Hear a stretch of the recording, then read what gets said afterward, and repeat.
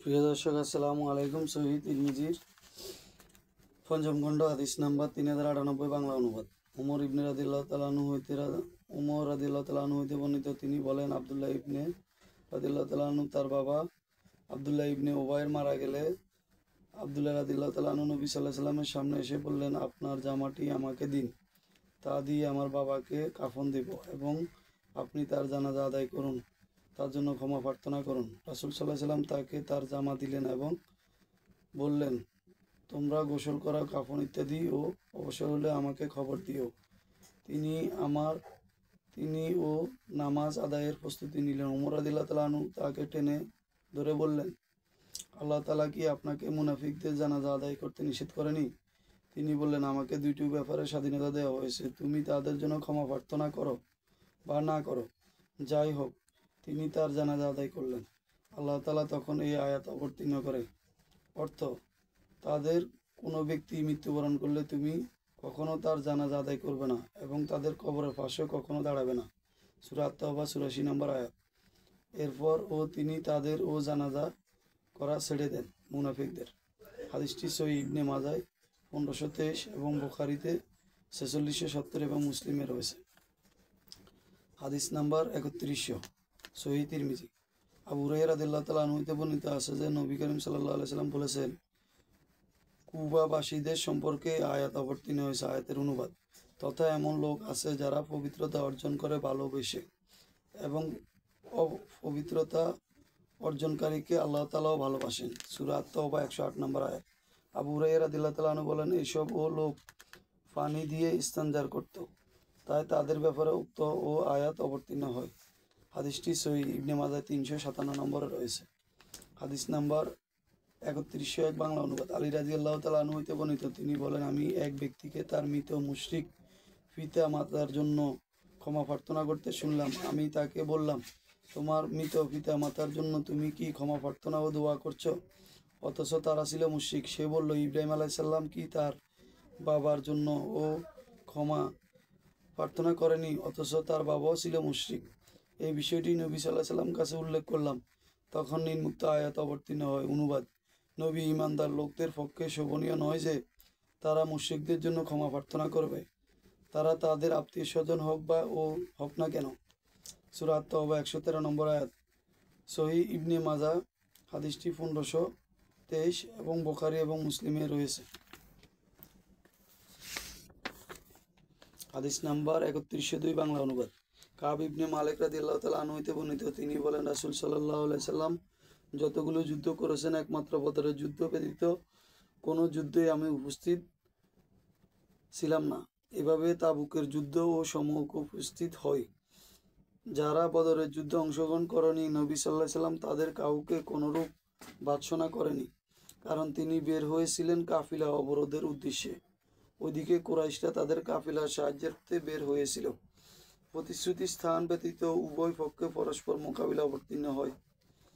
যেমন আল্লাহ তাআলা বলেছেন, সারা জীবনের শপথ, মানুষের দৃষ্টি রাসূল সাল্লাল্লাহু আলাইহি সাল্লাম উপস্থিত সর্বোৎকৃষ্ট স্থান হচ্ছে বদরের, কিন্তু আমি একবার রাতে আমার বায়াতের উপর মর্যাদা দিয়ে তাতে বদরের অংশগ্রহণ করাকে পছন্দ করিনি, কারণ সে লাইলাতুল আকাবাইত আমি বায়আত করেছি এবং আমরা এখানে ইসলামের উপর সুদৃঢ় হয়ে গিয়েছি।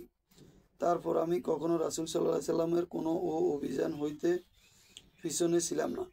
এভাবে তাবুকের যুদ্ধে ফালা আসে, আর তাবুকের যুদ্ধ ছিল রাসূল সাল্লাল্লাহু আলাইহি সাল্লামের নেতৃত্বে পরিচালিত সর্বশেষ যুদ্ধ। যোদ্ধাদের যাত্রা শুরুর জন্য নবী সাল্লাল্লাহু আলাইহি সাল্লাম নির্দেশ দিলেন।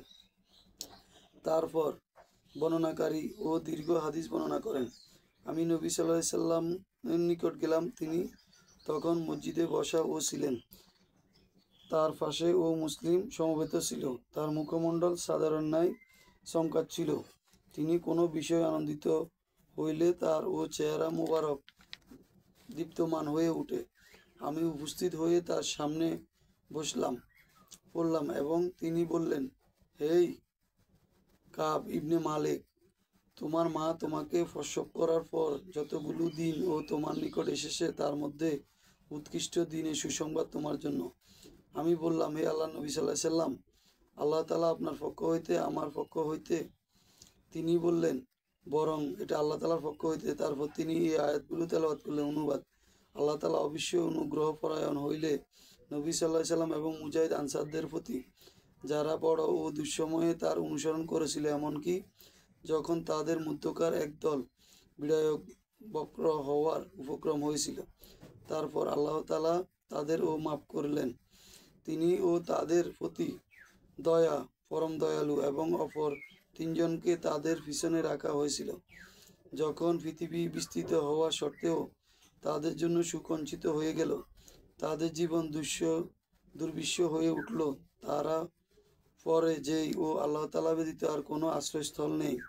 অতঃপর তিনি তাদের প্রতি সদয় হইলেন যাতে তারা ফিরে আসে। অবশ্যই তওবা কবুলকারী দয়াময়। সূরা আত-তাওবা 117 থেকে 118 নম্বর আয়াত। আমাদের সম্পর্কে আরো অবতীর্ণ হয়েছে, হে ঈমানদার লোকেরা, তোমরা আল্লাহ তাআলাকে ভয় করো এবং সত্যবাদী হও। সূরা আত-তাওবা 119 নম্বর আয়াত। কায়েব রাদিয়াল্লাহু তাআলা আনহু বলেন, আমি হে আল্লাহ নবী সাল্লাল্লাহু আলাইহি সাল্লামের তওবার মধ্যে এমন অন্তর্ভুক্ত যে আমি সর্বদা সত্য কথা বলবো এবং আমি সমস্ত মাল আল্লাহ ও তার রাসূলের উদ্দেশ্যে দান করে দিব। নবী সাল্লাল্লাহু আলাইহি সাল্লাম বললেন, তোমরা কিছু মাল তোমাদের নিজেদের জন্য রাখো, এটার জন্য ও ভালো। আমি বললাম, আমি ও আমার নিজের এক খায়বারের অংশটুকু রেখে দিয়েছি।